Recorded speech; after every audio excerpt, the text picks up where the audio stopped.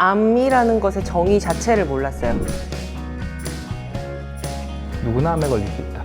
다르게 보지 말자라는 시각을 가지자는 거죠.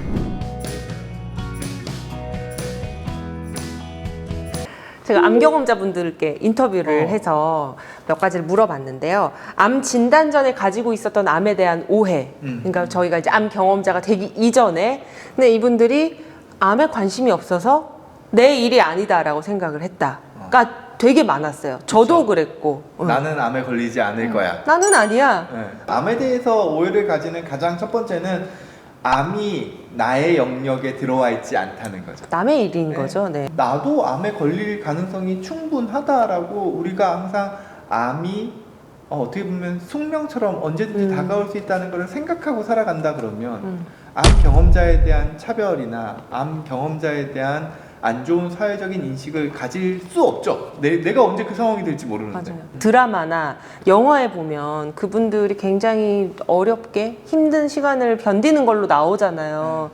근데 이제 그런 것들을 이제 제가 대중이 돼서 그런 걸 보게 되면, 그러니까 어쨌건 그 TV 안에 있는 거는 나랑 다르다라는 생각을 하잖아요. 그런 걸 보면서 공감을 하는 부분도 있겠지만, 암에 걸렸어. 근데 내가 암에 걸린 거에 암 경험자에 대한 이미지는 드라마에서 봤던 하얀 비니 쓰고 이게 팔뚝 떨어지고 나도 그렇게 되는구나가 자연스럽게 흘러가는 것 같아요. 또 그 많은 분들이 다 살이 이렇게 빠지시잖아요. 근데 살 찌시는 분들도 되게 많거든요. 맞아요. 붓기도 하고. 네, 막 20kg씩 쪘다고 자기는 막 그러시는 분들도 있고. 그러니까 암 치료를 하시더라도 사실은 식단 관리라든지 운동 되게 중요하세요. 가족들의 오해 중에 그것도 있어요.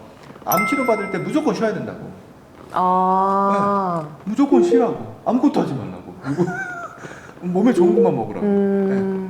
근데 기본적인 건강 관리는 아픈 사람이나 안 아픈 사람이나 기본적으로는 똑같아요. 네. 물론 규칙적인 식사, 균형 잡힌 식사는 중요하지만 그렇다고 해가지고 너무 막 기름진 음식을 드신다거나 이런 거는 바람직하지도 않고요. 너무 누워만 있는 건 절대로 안 좋아요.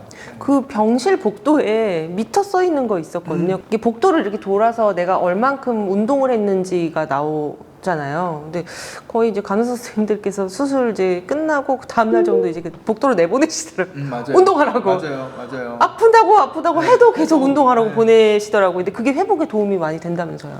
회복에도 도움이 되지만요. 실제로 그 암 치료 동안에 내가 내 관리를 열심히 하셨던 분들, 즉 운동을 열심히 하려고 하고 평소 사람 만나는 거 만나려고 하고 뭔가 조금 당연히 힘들죠. 그럼에도 불구하고 사회적인 활동이나 역할을 계속 하려고 하셨던 분들이 생존율도 높아요. 건강하게 사시려고 하는 그 에너지가 일정 부분 우리가 암을 극복하는 데 영향을 미쳤을 수도 있고, 예후를 좋게 만드는 여러 가지 인자를 가지신 분들이 또 더 적극적으로 하시는 부분도 물론 반영되어 있겠지만 우리가 그럼에도 불구하고 건강관리를 암에 걸려있다 하더라도 철저하게 하는 것 자체가 회복에도 중요하지만 암의 생존율을 높이는 데도 중요하고 정신건강도 마찬가지죠. 다음에 또 인터뷰를 좀 소개를 해드리자면, 이제 내가 암 발병을 했다는 것에 대한 죄책감들이 이제 많이 생기잖아요. 그런 거에 대해서 여쭤봤어요. 발병에 대한 죄책감이 있냐라고 물어봤는데, 내가 처음에는 몸 관리를 못해서 암이 생겼다고 자책을 했는데 이렇게 열심히 관리했는데도 암 생기면 막 살아야겠다. 근데 뒤에 이렇게 달아주셨어요. 아니에요. 계속 그래도 하셔야 돼요. 근데 노력하셔야 돼요. 근데 그 심정은 이해는 가요. 네, 그 심정은 이해는 가요. 근데 관리를 했으니까 내가 지금 이 정도 유지하고 사는 건가 보다라고. 그 암 경험자분들이 이렇게 쭉 진료를 보다 보면 자꾸 암의 원인을 본인한테서 찾으려고 해요. 그때 그 담배를 피지 말았어야 되는데. 네. 그리고 그거를 옆에서 자극하는 사람들도 있어요. 그 막 아유 네가 그렇게 술 먹고 다닐 때 알아봤다 막 이렇게 얘기한 사람이 진짜 있더라고요. 네. 근데 그렇게 따지면 당신도 술 마셨잖아. 같이 마셨잖아. 네. 암에 대해서 원인을 찾아야 되는 거는 정말 분명한 항암적인 환경. 예를 들어서 일하는 직장이 방사선이나 화학약품에 노출이 돼 있다거나 해서 내가 무슨 암에 백혈병에 걸렸을 때는 그때는 그 원인은 정말 중요해요. 근데 그거를 생활 공간에서 찾으려고 그러시면 저는 안 된다고 생각을 해요. 발암 물질이 진짜 어마어마해요. 네. 저희가 옛날에 막 팟캐스트 하고 이럴 때 발암 물질에 대해서 찾아봤는데 미세먼지뿐만이 아니라 햇빛도 발암물질이더라고요. 고등어도 먹으면 안 돼요. 근데 뭐 말씀하셨던 것처럼 거기에 대해서 딱 그 생활 환경에서 이것 때문에 그렇게 막 햇빛도 쬐면 안 되죠. 피부암에 걸릴 수가 있잖아요. 그리고 제가 먹는 타목시펜이 몰랐는데 1급 발암물질이더라고요. 그럴 수 네. 있죠. 여성 호르몬과 관련된 네, 부분들을 네. 방해하니까. 네. 네. 그래서 이게 약간 아이러니한 게 암 치료를 위해서 내가 1급 발암물질을 먹고 있다는 거야? 라는 생각이 들더라고요. 그러니까 지금 무슨 얘기냐면은 우리 생활 중에 굳이 암에 영향을 끼칠 수 있는 요소는 무궁무진해요. 못 피해요. 맞아요. 못 피해요. 당신 핸드폰 지금 보면 안 돼요. 전자파. 그것도 안 돼요. 아무것도 하면 안 돼요. 네, 근데 아무것도 안 하면 또 암에 걸려. 그렇죠. 네, 그러니까 우리 생활 속에서 암을 유발할 수도 있다라고 언급되고 있는 요인들은 내가 암에 걸렸을 때 그는 깡그리 무시하시는 게 맞아요. 네. 정말 이거는 암에 있어가지고 분명한 위험 요소이고 이거는 거의 암을 발생시킬 수 있는 직접적인 원인입니다라고 하는 건 산업적인 부분에서든 혹은 환경적인 요소에서 그런 부분이 있다 그러면 그런 거를 개선시키기 위해 가지고 강하게 사회적으로 어필하셔야 되기는 합니다. 하지만 그게 아니라 옆에서 야 너 평소 생활에 이런 했으니까 너 암에 걸리지, 너 지금 암 걸렸으니까 이런 거 하지 마라고 하는 거에 대해서 내가 암에 대한 죄책감을 가져가시는 거는 바람직하지 않다라고 생각해요. 이건 그냥 랜덤으로 떨어진 거고 내가 이걸 앞으로 어떻게 해서 잘 관리해 나갈 거냐에 집중을 그렇죠. 하는 게 맞죠. 네. 정신과에서 제일 중요한 요소는 그거예요. 필요한 불안과 불필요한 불안을 구분하는 게 필요해요. 필요한 불안은 내가 적극적으로 대처해야 돼요. 내가 항암 치료할 때 아픈 거 어떻게 견뎌내지? 잠 못 자면 어떡하지? 내가 이러고 난 다음에 직장 생활할 때 어떤 부분들을 준비를 해야 되지? 이거는 필요한 불안이에요. 하지만 불필요한 불안, 대표적인 게 과거의 영역이에요. 옛날에 내가 이거 안 했어야 되는데. 혹은 먼 미래에 대한 불안. 그거 지금 당장 고민해봤자 막상 바뀌는 것도 없어요. 해결할 수 있는 것도 없어요. 항상 한 얘기가 있어요. 걱정을 해서 걱정이 없어지면 걱정이 없겠네. 항상 제가 하는 얘기예요. 네. 하나 나왔네.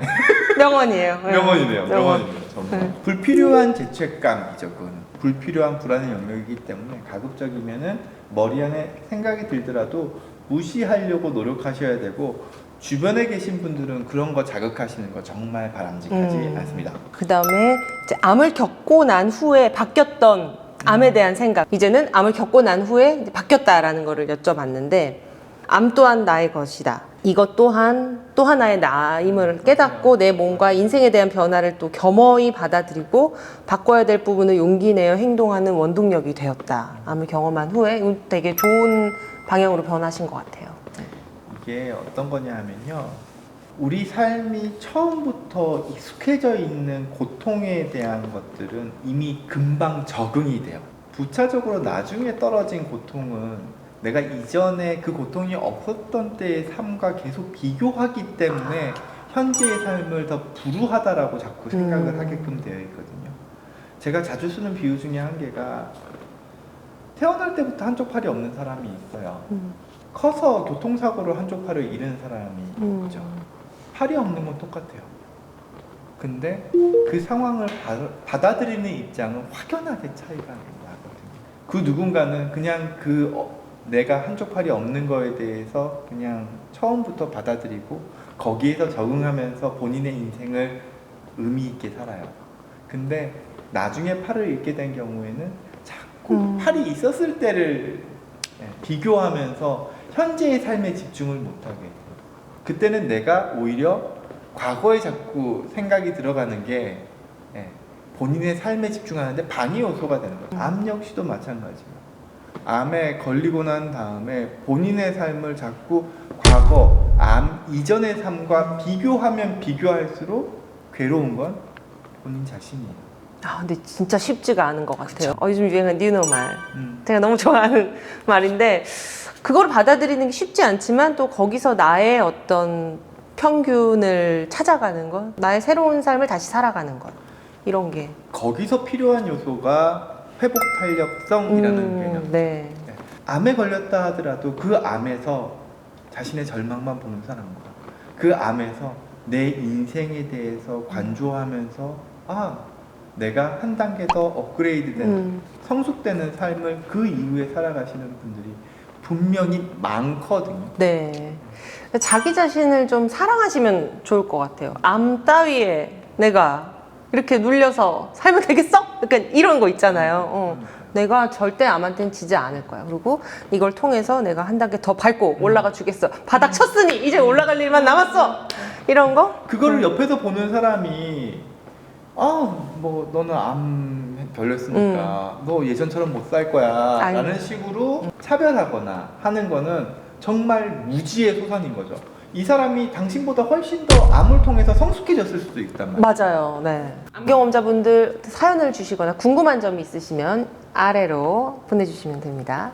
네. 심리적인 게 아니라도 다른 정신건강 외적인 영역에서도 네. 암에 대해서 궁금한 게 있으시면 올려주세요. 그럼 제가 뭐 제 아는 의사들을 총동원해서라도 안 와우. 되면 제가 최신 지식을 저 혼자서 공부를 해서라도 와. 네, 알려드릴 거고요. 저희가 또 대한암협회와 함께 하지 않겠습니까? 그렇습니다. 공신력 있는 기관을 통해서 정확한 정보를 여러분들한테 전달해 드리려고 노력하도록 하겠습니다.